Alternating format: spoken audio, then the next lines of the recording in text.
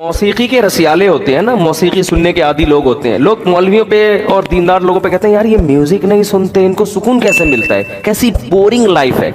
मैंने बहुत दफ़ा एक वाकया सुना है। हमारी एक कज़न थी, अब हमारी कज़नें भी बयान सुन रही होती हैं, बहुत पुराना वाकया है, उसको समझ में नहीं आएगा कि उसकी बात हो रही है।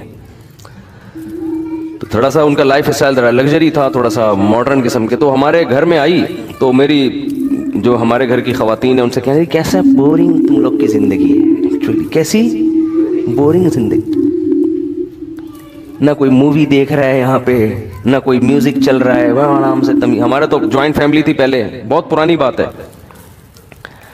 तो वालिद साहब घर में आते थे, सब बहन भाई इकट्ठे बैठ के खाना खाते थे और सब शादी, ज़्यादातर हम भाई हमारे शादीशुदा थे तो सब पर्दा भी करती थी भाभियाँ। तो बस सुबह उठे, नमाज़ पढ़ी, स्कूल चले गए या अपने जो भी काम ने, यानी कोई इंटरटेनमेंट की जो कोई घरों में जैसे चीज़ें होती हैं ना, वीडियो गेम खेल रहे हैं सही है ना, या फिल्में देख रहे हैं, ड्रामे देख रहे हैं, ये सब चीज़ें नहीं थी। शादी भी अभी कोई डांस नाच गाना, भाई शादी भी ऐसे ही आराम से। और मेरी शादी ऐसे हुई थी कि मुझे रिश्ता आया तो हमने कहा ठीक है भाई, ओके कर दिया। तो वो लोग पिंडी में थे, तो जब ओके कर दिया तो पिंडी में थे, ठीक है ना, तो शादी कैसे होगी, ठीक है ना, वो तो पिंडी में थे तो शादी कैसे होगी। तो इतना तकल्लुफ तो करना पड़ा कि मुझे पिंडी जाना। तो मेरी वालदा चले गई पिंडी मेरे साथ, और मेरे भाई भावलपुर में थे, भाई और भाभी वो भावलपुर से ही पहुंच गए वहाँ पे। मैं वालदा के साथ पिंडी पहुंच गया। वहीं मस्जिद में किसी मौलाना साहब ने निकाह पढ़ाया, हम जहाज से वापस आ गए कराची। मैं, मेरी वालदा और हमारी अहलिया वापस आ गए। ये हो गई शादी हमारी। कोई पटाखा भी जो शबरात का होता है ना वो भी नहीं फूटा। अच्छा, जब शादी हो गए वापस आ गए तो मैं जुमेरात को बयान किया करता था अपनी मस्जिद में। तो वो जुमेरात को मैं फिर नागा हो गया, क्योंकि मैं शादी में, अपनी शादी में गया हुआ था। मैं, मेरे कई बयानात नागे अपनी शादी की वजह से हुए हैं लोगों के तो नागे होते हैं ना, आज हजरत साहब फलां की शादी में गए हुए हैं। हमारे जो नागे होते हैं वो अपनी शादी में गया हुआ होता हूँ मैं, बहुत दफ़ा ऐसा हुआ है। तो मैं उस दफ़ा भी अपनी शादी में गया हुआ था। तो वो मेरी पहली शादी थी।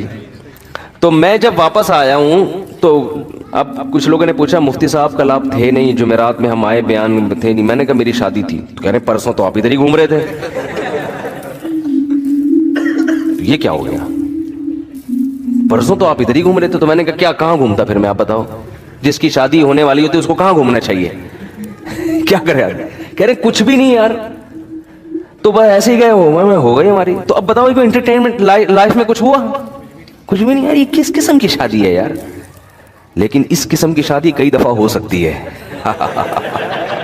हकीकत बता दूं आपको मैं, ये जो एंटरटेनमेंट है ना, ये उन लोगों को मुहैया नहीं है जो इस किस्म की शादी नहीं करते। एक दफा में तो धूम धड़का, पटाखे, दूल्हे आ रहे हैं जनाब, उसके गले में हार डाले जा रहे हैं और लिफाफे आ रहे हैं, उसके सारा वलीमे का खर्चा हमने, फिर मैंने वलीमा किया वो भी सादगी से किया। वलीमे में हमने लिफाफों पर पहले पाबंदी लगा दी, किसी को लिफाफा लाने की इजाजत नहीं, अपने खर्चे पे करेंगे हम जो भी होगा। वो सादगी से किया, वो भी कोई ज्यादा धूम धड़का नहीं था। तो वो वलीमा आप हॉल में भी कर सकते हो, गलत नहीं। अल्लाह ने आपको पैसा दिया तो आप जरा अच्छे तरीके से कर लो। तो अब क्या हुआ कि जब लोग आए हैं तो वो भी हैरान हो रहे हैं यार ये किस किस्म का हिसाब किताब चल रहा है। तो लिफाफों पर भी हमने पाबंदी लगा दी, कोई लिफाफा लाने की। अच्छा, पाबंदी लगाओ तो कोई भी अल्हम्दुलिल्लाह लेके भी नहीं आया यानी इसका मतलब लोगों के जहन में पहले से होता है कि यार ये जान छुड़ाओ लिफाफों से। तो वलीमा में दूल्हा वलीमे के सारे पैसे क्या कर लेता है, लिफाफों में रिकवर हो जाते हैं। तो इस पे बड़ा खुश होता है कि मौलवियों की शादी देखो कितनी सादा से, एक 5 रुपए भी नहीं मिले, ना कोई पटाखा फूटा, ना कोई फायरिंग हुई, ना कोई हल्ला गल्ला हुआ। तो इनकी जिंदगी में एंटरटेनमेंट बिल्कुल भी नहीं है। तो किसी मौलवी के पास बैठो तुम्हें बताएगा भाई सादगी में जो फायदे हैं वो इन अय्याशियों में नहीं है। तो जब आप एक शादी इस तरह से करोगे तो बस एक ही होगी वो, अब दोबारा खत्म, क्योंकि उसमें इतना बर्बाद हो गए थे ना आप उसमें और वो 2-3 दिन की इंटरटेनमेंट है, धूम धड़का हो गया। उसमें फिर जो आगे मसाइल होते हैं, पंजाब में तो बहुत ही ज्यादा हो रहा है। वो कजनें आपस में नाच रहे हैं, डांस कर रही हैं, लड़कियां भी लड़के भी बैठे हुए हैं। देखो लोग कहते हैं इसमें है क्या, कोई खुदा न ख्वास्ता हम कोई गलत नीयत से तो नहीं देख रहे। देखो इन चीजों के साइड इफेक्ट फौरी नहीं होते, मैं नहीं कह रहा कि जो ऐसे मिस गैदरिंग में डांस हुआ है तो कोई किसी ने जाके किसी लड़की को पकड़ लिया वहां जाके से ना कोई गलत कर रहा है उसके साथ, कुछ भी नहीं होता। हया आहिस्ता आहिस्ता खत्म। हया खत्म होने से पता है क्या होता है, ये जो आपकी नई जनरेशन है ना, ये अपने बड़ों से बदतमीज बन जाती है।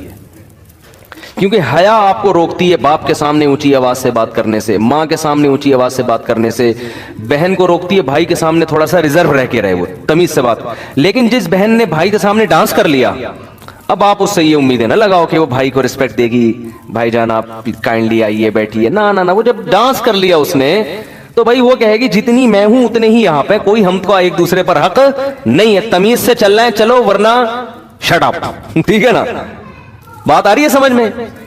फिर वो जो जज्बे हैं ना, भाई जो बहनों के लिए जान दे दिया करता, उसको जनाब उसके लिए निछावर कर दी अपनी जिंदगी, यार इसकी हिफाजत करनी है, इस पे पैसा खर्च करना है, ये अगर बेवा हो गई तो कोई बात नहीं मेरे घर में, ये सब चीजें कहीं खत्म। अखपल जिंदगी, आप अपनी लाइफ में अपनी लाइफ को एंजॉय करूंगा। ये आहिस्ता आहिस्ता ये होता है यहाँ आके। हर गुनाह के एक जहरीले असरात हैं जो फौरी तौर पर नहीं नजर आते। गोरे से यही तो गलती हुई है, उसने कहा जो लिबरल लोग यही तो गलती करते हैं, कह रहे क्या हो गया, गाना सुनता है तो क्या हो गया, गाना सुनने से क्या हो गया, डांस करने से, ये जो बेहुदा किस्म के, एक तो वो अतंग होता है बेचारे हमारे केपी के वालों का, वो तो वैसे ही सादा तरीके से ना ऐसे ही गोल गोल घूम रहे होते हैं, वो तो डांस ही नहीं होता ना, वो तो वैसे ही तो वो कबायली एक रक्स टाइप का होता है, तो वो तो एक अलग चीज है। लेकिन ये जो प्रॉपर ये जो, अब मैं उसको ये नहीं कह रहा कि वो किया करें आप लोग, लेकिन उस पे ये वाला बयान ना फिट कर दें कि उन पे फतवे लगा दें जाके। वो क्या कर रहा है बेचारा, थोड़ा सा हिल रहा है ना वो शादी में सादा तरीके से। तो हर चीज की एक, भाई सिगरेट के जो उसूल है वो चरसियों पे थोड़ी लगेंगे, चरस अलग चीज है, हीरोइन, मैं हीरोइन के खिलाफ बयान करूं, आप सिगरेट वालों को जाके फतवे देना शुरू कर दो, तो वो एक अलग चीज है। केपीके में या बास देहात में होता है कि वो क्या होता है कि थोड़ा सा ढोल रख के ना, आतंक कहते हैं उसको, आतंक कहते हैं ना, वो थोड़ा सा आतंक मार रहे होते हैं। वो अफगानिस्तान में सुना है कि वो जो मुजाहिदीन थे ना वो भी करते थे, लड़ाई से पहले ना मुजाहिदीन की आदत थी अफगानिस्तान में, जो नहीं रशिया के खिलाफ लड़ते थे, फिर ये तालिबान का भी सुना है, ये लोग क्या करते थे कि जब भी जंग से पहले ना थोड़ा सा ढोल बजा के ये वाला आतंक करते हैं, ये थोड़ा सा घूमते हैं, ये थोड़ा सा वो करने के लिए, अपने आप को मोटिवेट करने के लिए कि हम कोई जंग को टेंशन ही नहीं ले रहे। तो खैर, तो ये जो डांस मास आजकल हो रहे हैं, इनमें होता क्या है, जब आपकी हया निकलेगी तो अब इसके फिर आगे जाके साइड इफेक्ट बहुत खतरनाक। माँ बाप कहते हैं हमारी बेटियां हमारे कंट्रोल में नहीं हो, भाई कंट्रोल में कैसे हैं? जब एक लड़की अपने वालिद के सामने डांस कर रही है तो बाप का मुकद्दस रिश्ता और हया वया खत्म। अब वो नहीं होगा कि वो अब्बा को, आप अपनी बच्चियों को आदी बनाओ, बाप को देख के सर पे दुपट्टा ले लिया करें, वो तो देखो आपका कितना एहतराम करेगी, आपकी बात मानेगी, आपकी मर्जी के खिलाफ नहीं चलेगी, और ये चीज तरक्की में रुकावट नहीं बनेगी। अगर जवान लड़की अपने अब्बा को देख के थोड़ा सा सर पे चादर ले लेती है, ये चादर नहीं लेती, थोड़ा सा रिजर्व हो जाती है कि भाई अब्बा आ रहे हैं, थोड़ा सा गले में दुपट्टा ले लो, तो क्या इससे तरक्की का क्या ताल्लुक है भाई? यानी लोग समझते हैं अगर हम इतनी तहजीब और तमद्दुन के साथ चलेंगे ना अपने घरों में तो हम तो अंग्रेज का मुकाबला कर ही नहीं सकते। अबे भाई, इससे अल्लाह की कसम कोई ताल्लुक नहीं है। यानी इन चीजों के, ये जो दिमाग में आप लोगों ने बिठा लिया है ना कि हम अपने घर में मजहबी माहौल लेकर आएंगे तो हमारे अच्छे डॉक्टर नहीं पैदा होंगे, अच्छे इंजीनियर नहीं पैदा होंगे, मैं आपको हल्फिया कहता हूं उससे ज्यादा अच्छे पैदा होंगे। क्योंकि तमीज वाला आदमी जो जिसकी सोचें दाएं बाएं ना घूमती हो, वो ज्यादा अच्छे तरीके से पढ़ भी सकता है, ज्यादा अच्छे तरीके से। देखो जामे तो रशीद जब से आया है ना असरी तालीम में, हमारे तलबा को जामे तो रशीद ने जब से कहा ना कि डॉक्टर भी बनो, इंजीनियर भी बनो, MBA भी करो, BBA भी करो, ये सारे डिग्रियां, अल्हम्दुलिल्लाह जामिया तो रशीद का रिजल्ट दूसरी यूनिवर्सिटियों से आगे है। हालांकि यूनिवर्सिटियों में को एजुकेशन है, उस्ताजों का एहतराम है, मगर इतना नहीं